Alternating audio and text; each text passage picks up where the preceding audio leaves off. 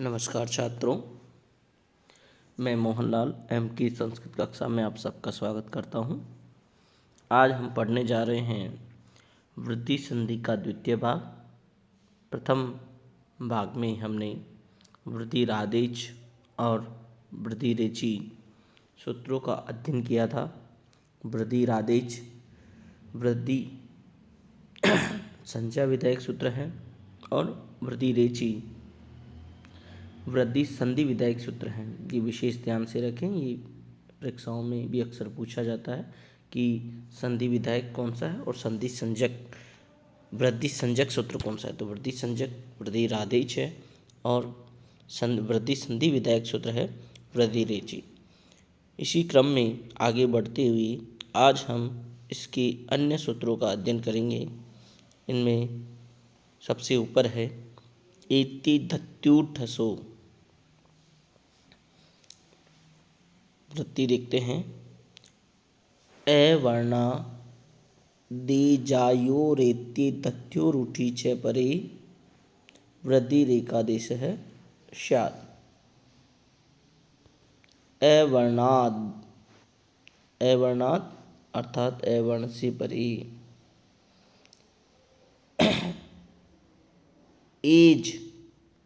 As यानी अर्थात as प्रत्याहार से प्रारंभ होने वाली। एते धत्युरुठि, एति और एदति ए वर्ण से परे यदि एज आद्यो एज से प्रारंभ होने वाली एज प्रारंभ से वाली एति और एदति अर्थात इण अथवा एद धातु होने पर ऊठी च परे अथवा ऊठ परे होने पर वृद्धि रेखादेश है स्यात्। उन दोनों पूर्व और पर के स्थान पर वृद्धि एक आदेश हो जाता है।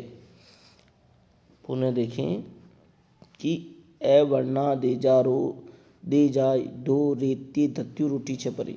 ए वर्णाद ए वर्ण से परे एज आद्यो अर्थात एज से प्रारंभ होने वाली एज अर्थात ए और ओ से प्रारंभ होने वाली एत्यो धत्योरुठि एति एदति अथवा ऊठ परे होने पर वृद्धि रेखादेश है वृद्धि एक आदेश हो जाता है। ये सूत्र पररूप गुणा अपवाद है। पररूप एंगी पररूपम जो सूत्र आगे हम पढ़ेंगे उसका अपवाद सूत्र है। गुण संधि का भी यह अपवाद है। किस प्रकार यह प्रयोग में लाया जाता है इसको हम पढ़ते हैं। पहले देखते हैं एक बार हिंदी वापस से इसकी। ए वर्ण से परे यदि एच प्रत्याहार अर्थात ए और ओ आई और औ ये होंगे आई औच है। तो एच के अंदर ए ओ आई औ ये चार स्वर आते हैं। तो इनसे प्रारंभ होने वाली कोई धातु कहने से तात्पर्य यहाँ पर केवल इण और एद धातु है। अगर इण और एद धातु होगी और उनमें भी अगर एच प्रत्याहार से कोई प्रारंभ होने वाला कोई वाली धातु होगी तभी उनमें यह पररूप ये वृद्धि आदेश होगा। अथवा ऊठ शब्द परे हुआ तो भी यह वृद्धि एक आदेश हो जाता है। ये बता दिया था कि यह एंगी पररूपम सूत्र का अपवाद है, क्योंकि इसमें एंगी पररूपम सूत्र कहता है कि ए वर्णांत उपसर्ग से परे एंग आदि धातु एंग से प्रारंभ ए ओ से प्रारंभ होने वाली धातु हो तो वहाँ पररूप आदेश होता है। तो यहाँ पर एंग के बजाय एच का कहा तो इसमें यहाँ एंग आदि में तो ए ओ ही परिगणित होते हैं, लेकिन एच में ए ओ आई औ ये चारों परिगणित हो जाते हैं। तो ये एंगी पररूपम सूत्र का अपवाद है ही सही। उदाहरण देखते हैं। जैसे उपधन एति, यहाँ उपसर्ग है और उपसर्ग में पे के अंदर ए वर्ण है और ए वर्ण से परे एति में जो एति में एकार है और एति जो है इण धातु से बना हुआ रूप है ना। तो ये इण धातु हो गई। इण धातु के प्रारंभ में एकार भी होगा और उससे पूर्व में आकार भी है। तो सारी स्थितियाँ यहाँ मौजूद है। तो यहाँ पर वैसे तो अवर्णांत उपसर्ग से आगे एंगादि धातु प्रारंभ होने पर एंगी पररूप से यहाँ पर पररूप आदेश होना था, लेकिन इसका स्थान पर इसका निषेध करके एते दत्युट सूत्र से एज आदि एज से प्रारंभ इन धातु से पूर्व अवर्ण है, अतः इसको वृद्धि रेखादेश होगा। अब प्रतीक कौन कौन से होंगी? आ, आई, औ, ये 3 होते हैं। तो स्थानीय अंतरतमय सूत्र की सहायता से जो सैदृशतम वर्ण है ऐकार, क्योंकि आकार का उच्चारण स्थान कंठ और एदितो कंठ तालु के कारण सैदृशतम उच्चारण स्थान इकार रहता है, अतः उपधन एति, यहाँ पर ए और ए उन दोनों के स्थान पर वृद्धि ऐकार आदेश हो जाता है, उपेति यह रूप सिद्ध हो जाता है। इस प्रकार यहाँ उपेति बनता है। अग्रिम उदाहरण देखते हैं, उपेदते। उपेदते में इसका संधि विच्छेद होता है, उपधन एदते। यहाँ भी उपसर्ग है और उपसर्ग के अंदर पकार के अंदर अवर्ण है और अवर्ण से आगे एज से प्रारंभ होने वाली एदते धातु है, जो एद धातु से बनी हुई है। अतः यहाँ पर ए और ए उप के आकार का, एदते के एकार का, इन दोनों के ही स्थान पर एते धातु ठसु सूत्र से पूर्व प्लस के स्थान पर इकार आदेश हो जाता है और स्थानांतर तमय सूत्र के द्वारा माध्यम से होता है। सैदृशतम वर्ण यह है, इकार है, और यहाँ पर उप ऐ धते का संयोग करने पर उपेदते यह रूप सिद्ध हो जाता है, यह रूप बन जाता है। उसी प्रकार हम देखते हैं पृष्ठोह है, तो यहाँ देखते हैं पृष्ठ धन उ है, यहाँ ये संधि हुई और यहाँ भी पृष्ठ के अवर्ण से परे ऊठ है, अतः एते दट्टु ससु सूत्र से यहाँ भी वृद्धि एकादेश होगा। स्थानीय अंतरतमय सूत्र की सहायता से ए और उ कंठ धन ओष्ठ का सदृशम वर्ण ओकार कंठोष्ठ है, अतः यहाँ पर ओकार आदेश हो जाता है। संयोग करने पर पृष्ठो है यह रूप निष्पन्न होता है, यह शब्द सिद्ध होता है। अब देखते हैं इसकी कुछ विशेष बात कि पृष्ठ उ है,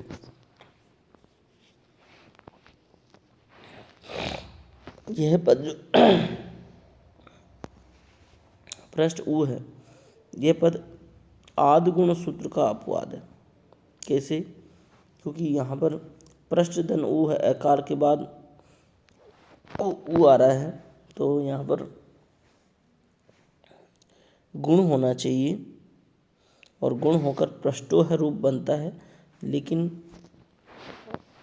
भाषा की दृष्टि से यह अशुद्ध रूप है, अनिष्ट रूप है, अतः यहाँ पर गुण का बाद किया गया और यहाँ पर वृद्धि का आदेश किया गया और पृष्ठोह रूप बना। और ये भी ध्यान रखें, और इण और एद धातु के साथ ही इस सूत्र के माध्यम से वृद्धि एकादेश होगा। इण और एद धातु भी कैसी?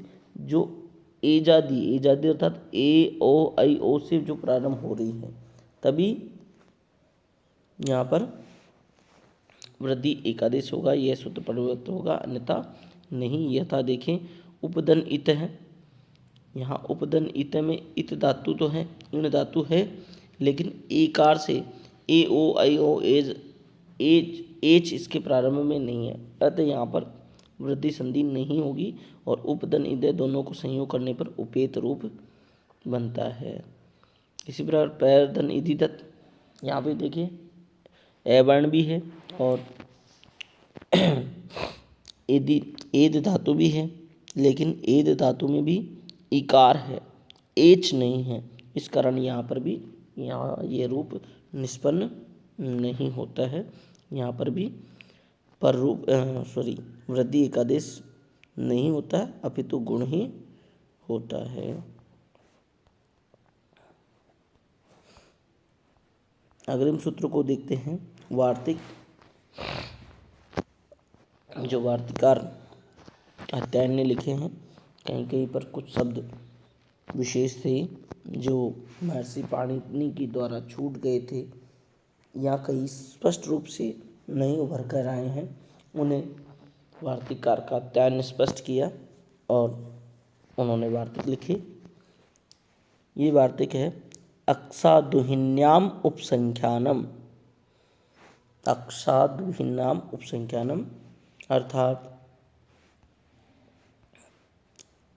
अक्स शब्द से उहिन्याम उहिनी परे होने पर अ और उ के स्थान पर अक्स शब्द के आकार उहिनी के उकार अर्थात पूर्व पर के स्थान पर वृद्धि एकादेश होना चाहिए। वृद्धि एकादेश होता है अर्थात अक्स और उहिनी जो शब्द हैं उसमें आकार और उकार दोनों को मिलाने पर वृद्धि एकादेश होगा। औकार और उससे अक्षोहिणी शब्द निष्पन्न होता है। किस प्रकार देखते हैं, यहाँ पर अक्षोहिणी शब्द है। अक्षोहिणी शब्द की विच्छेद करते हैं अक्ष धन ऊनी। अक्सादुहिन्याम उपसंख्यानम सूत्र से यहाँ वृद्धि एकादेश होना था, तो अक्ष शब्द के आकार और उहिनी के उकार इन दोनों के स्थान पर स्थानीय अंतरतम सूत्र की सहायता से सदृशम वर्ण ओकार आदेश हो जाता है और उसके बाद अक्ष औ हिनी रूप निष्पन्न होता है। पूर्व पदार्थ संज्ञायाम गय से सूत्र से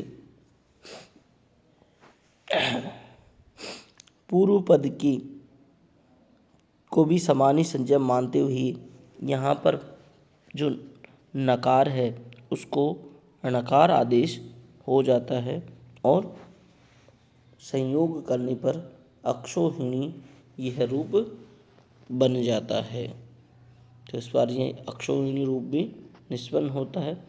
यह सब सूत्र जो है, ये वार्तिक जो है, ये गुण संधि का अपवाद है, क्योंकि गुण संधि में हमने पढ़ चुके हैं कि ए के बाद में ई उ रील री आए तो वहाँ पर गुण एकादेश होता है, लेकिन यहाँ पर ए के बाद में उ को गुण एकादेश न होकर के वृद्धि एकादेश हो रहा है। तो ये विशेष जो कुछ शब्द होते हैं, कुछ पद होते हैं, वहीं पर ये सब कुछ होता है, इसलिए ऐसे सूत्रों को हम अपवाद सूत्र कहते हैं। तो ये है गुण संधि का अपवाद सूत्र है। अग्रिम वार्तिक देखते हैं। प्राद उहो डोड ये शै शेषु।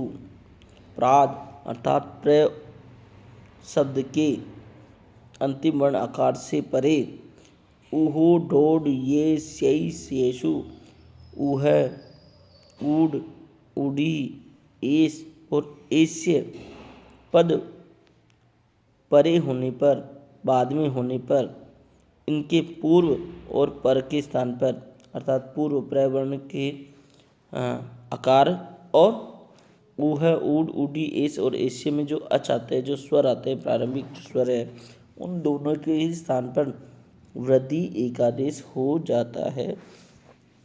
ऐसा वार्तिककार कात्यायन कहते हैं।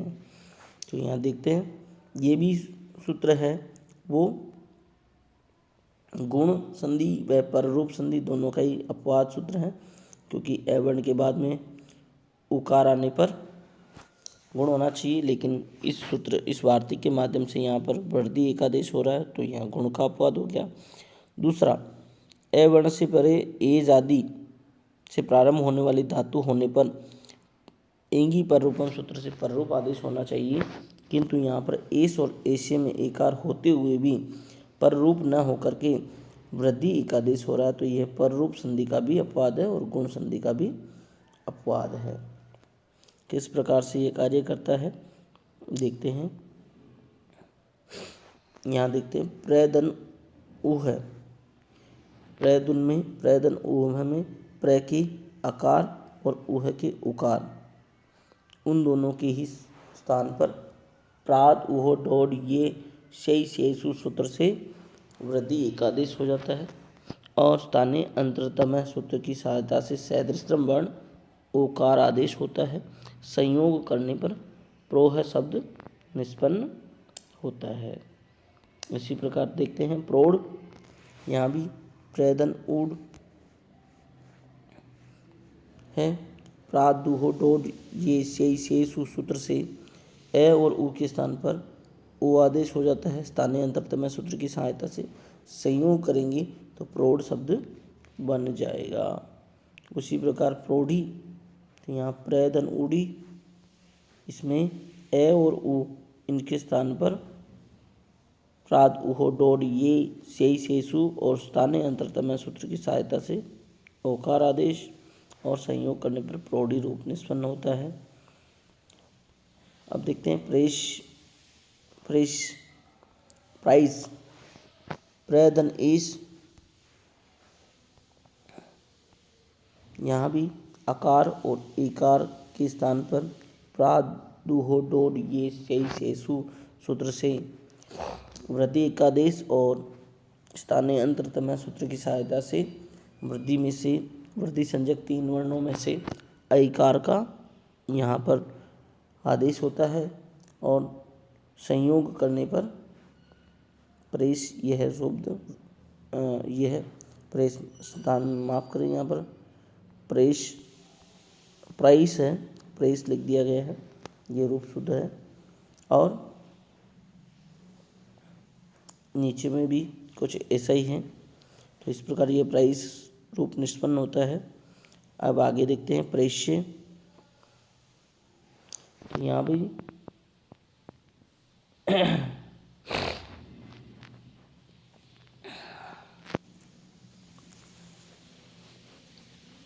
पर प्र ऐसे ये रूप बनता है। प्रधन ऐसे में जो ए और इकार है इसके स्थान पर प्रादुहो डोड ये से सु सूत्र की सहायता से इकार आदेश होता है और संयोग करने पर प्राइस्य रूप निष्पन्न होता है। यहाँ पर जो प्रेस्य लिखा है उसको भी शुद्ध कर लें, यहाँ पर प्रेस्य ऐसे लिखा जाएगा। तो इस प्रकार ये प्रादुहो डोड ये से सु सूत्र था और इसका हमने अध्ययन किया।